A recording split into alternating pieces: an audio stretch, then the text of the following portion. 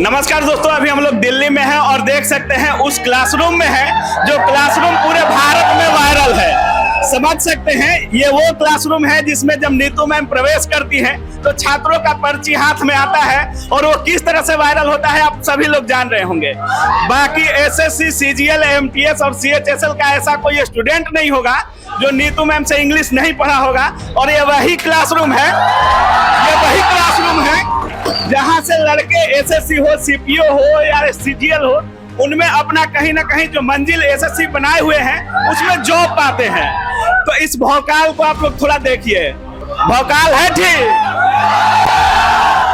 ये नीतू मैम का भौकाल है, समझ रहे हैं ना, एक जलवा, वो जलवा है यहाँ पर। और देखिए ये सभी एसएससी के छात्र हैं और कहीं ना कहीं एक उम्मीद के साथ जो मुखर्जी नगर में आते हैं कि कहीं ना कहीं हमको एसएससी में नौकरी लेना है। और समझ ही रहे हैं एसएससी में इंग्लिश एक ऐसा सब्जेक्ट है जिसको रिजल्ट मेकिंग सब्जेक्ट कहा जाता है और नीतू मैम कहीं ना कहीं इस सब्जेक्ट की महारथी हैं। तो और देखिए यहाँ पे जो छात्र हैं क्या कुछ बोलने वाले हैं नीतू मैम के लिए।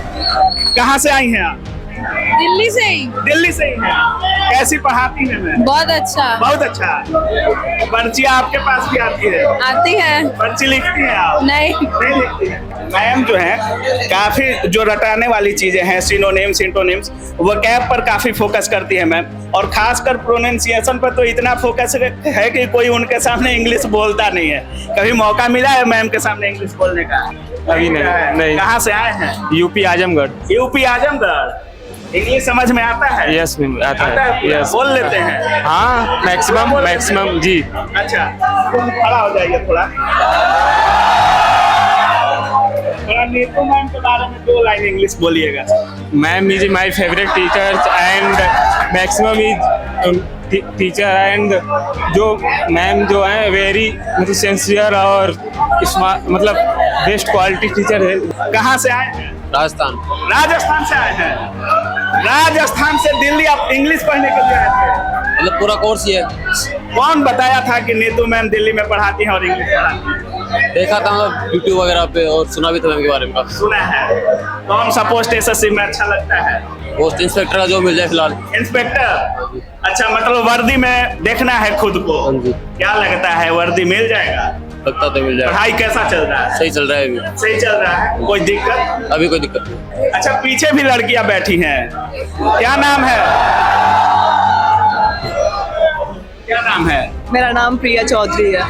कैसा पढ़ाई होता है? बढ़िया पढ़ाई होती है। काफी दिक्कत होता है रटने वाली चीजों में, याद करवाती है मैम? हाँ बिल्कुल।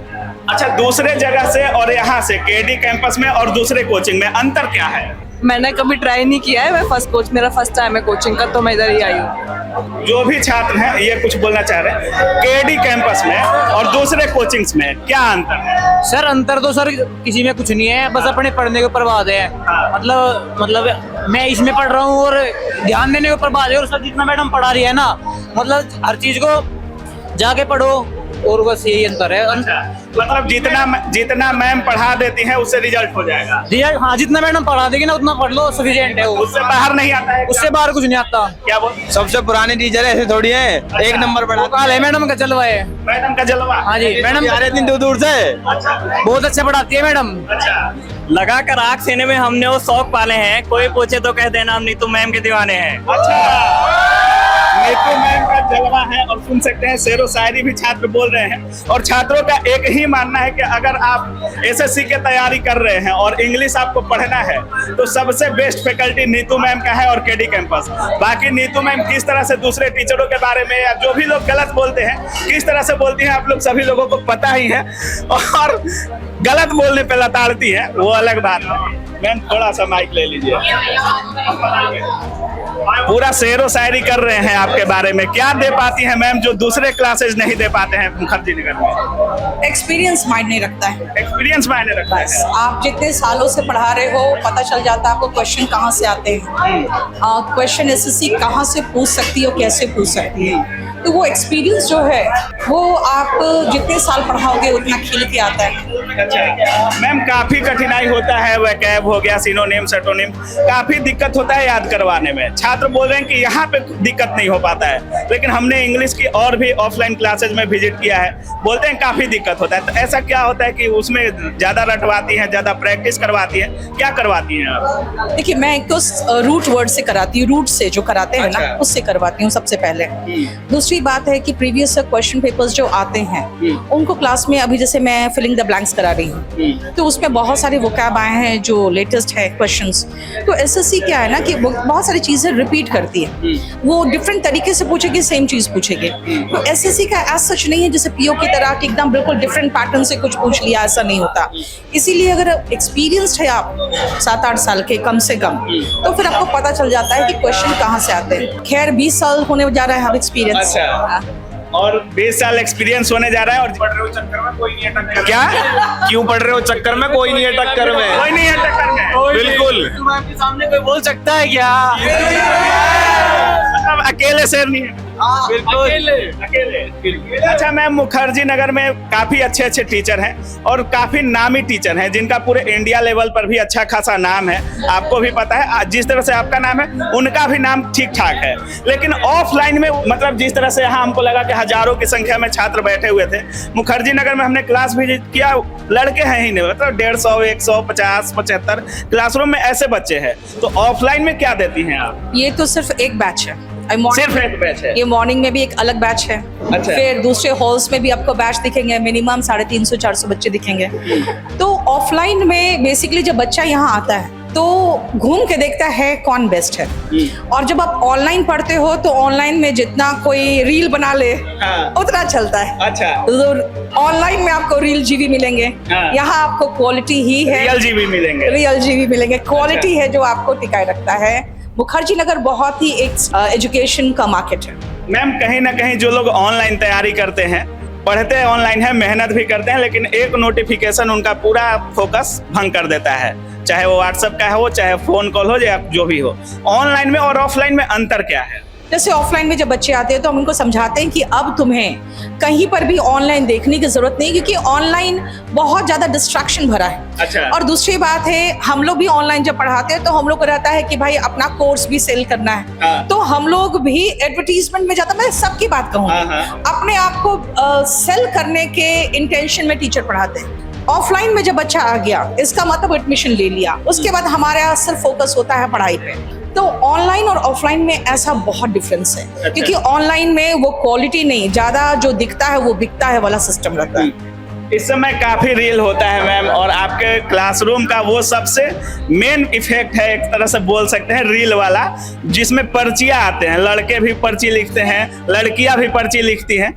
क्या क्या आता है उन पर्चियों में? पर्ची जो आता है वो आता है कई बार कि मैम ये आंसर क्यों हुआ, ये क्यों नहीं हुआ, जो पढ़ा रहे हैं उसमें से कुछ मजेदार आ जाता है, तो फिर वो वो निम्मा निम्मी हुआ, क्या बोलते हैं? निब्बा निब्बी। अच्छा। लव वर्ड्स होते हैं, उसको निब्बा निब्बी आजकल अच्छा। कहते हैं। तो ये आजकल के मॉडर्न जमाने के लड़के जो है ना वो सब छपरी टाइप हो गए हैं। तो ये सारे वर्ड्स फेमस है। तो कई बार ऐसा होता है कि कुछ मजेदार चीज आती है, वो मैं बोल देती हूँ, वो वायरल हो जाता है। वरना चिट में हमेशा 10 में से 9 चिट पढ़ाई से रिलेटेड होता है। अच्छा।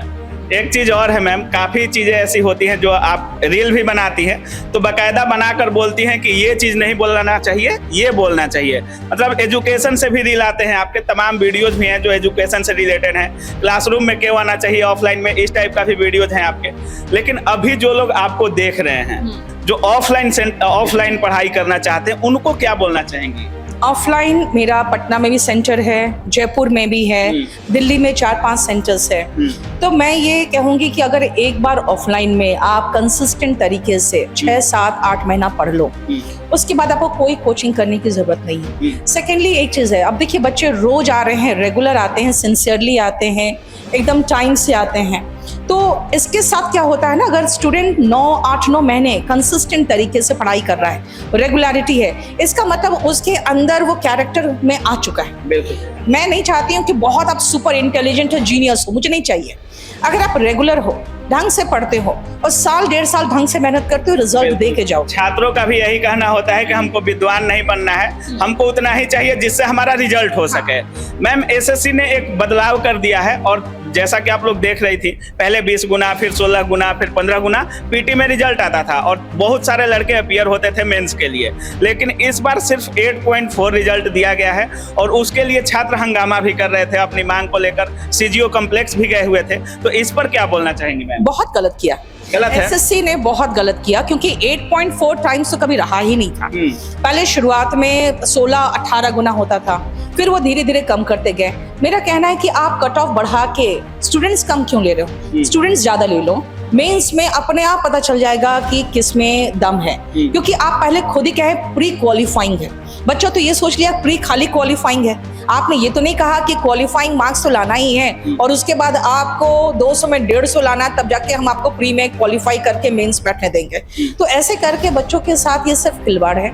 एसएससी बहुत अच्छा काम कर रही थी, अब 1 साल के अंदर ही अंदर नौकरी दे रही थी, 7-8 महीने में पूरा कंप्लीट खत्म हो रहा था इनका जो रिक्रूटमेंट प्रोसेस है। बहुत तेजी से काम कर रही थी, बच्चे बहुत खुश थे।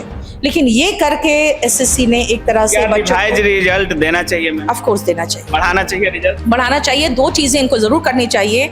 एक तो सबसे पहले आप 15 टाइम्स लो, क्योंकि बहुत सारे बच्चे कम से कम 50 टाइम्स। यस, क्योंकि मेंस में बहुत सारे बच्चे पिछले बार रह गए कंप्यूटर के कारण।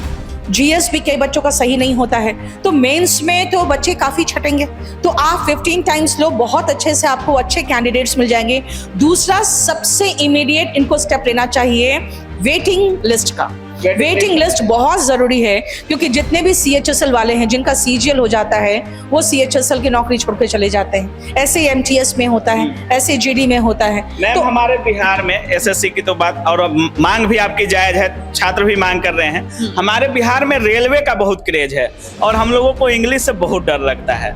क्या बिहार में जो रेलवे के करोड़ों छात्र, लाखों छात्र तैयारी कर रहे हैं, उनके लिए क्या कुछ बोलना चाहेंगे? मुझे उनके लिए सच के तो बहुत अफसोस है, क्योंकि पिछले ये 4-5 साल से तैयारी कर रहे थे ये सोच के कि इलेक्शन आएगा तो वैकेंसी आएगी, जो नहीं आया। बिहार सरकार एक अच्छा काम कर रही है कि रेगुलर लोकल वैकेंसी निकाल रही है, जिससे कुछ बच्चों को रोजगार मिल रहा है, सिलेक्टेड हो रहे हैं, बहुत अच्छी बात है, वो बधाई के पात्र है। लेकिन फिर भी इस बार जो क्वेश्चन पेपर आउट हो गया, उससे बच्चों का बहुत मनोबल गिरा। बिल्कुल। लेकिन ये जब रेलवे की तैयारी कर रहे थे, इनको ये समझना चाहिए था कि रीजनिंग पढ़ना ही है उनको, मैथ्स पढ़ ही रहे हैं, जीएस डिटेल में पढ़ ही रहे हैं, एक इंग्लिश अगर वो वॉल्यूम 1 से भी शुरुआत कर लेना तो वो हर साल एसएससी के एग्जाम देने के काबिल हो जाते हैं। और एसएससी कम से कम हर साल वैकेंसी निकालती है, कैलेंडर के अनुसार। रेलवे का कोई कैलेंडर ही नहीं है और 4-5 साल से कोई वैकेंसी नहीं आई।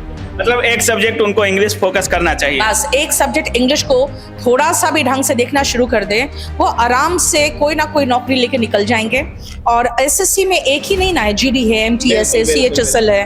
अगर वो शॉर्ट हैंड सीख ले तो स्टेनोग्राफर है, जिसमें ज्यादा कंपटीशन भी नहीं है। सीजीएल तो सबसे टॉप मोस्ट है ही।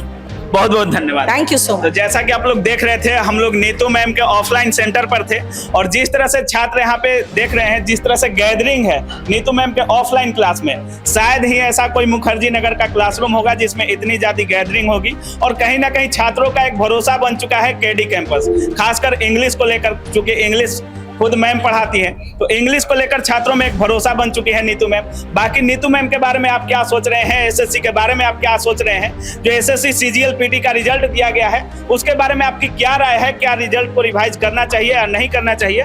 कमेंट सेक्शन में जरूर बताइएगा। बाकी आप देख रहे थे काबिल न्यूज। जय हिंद।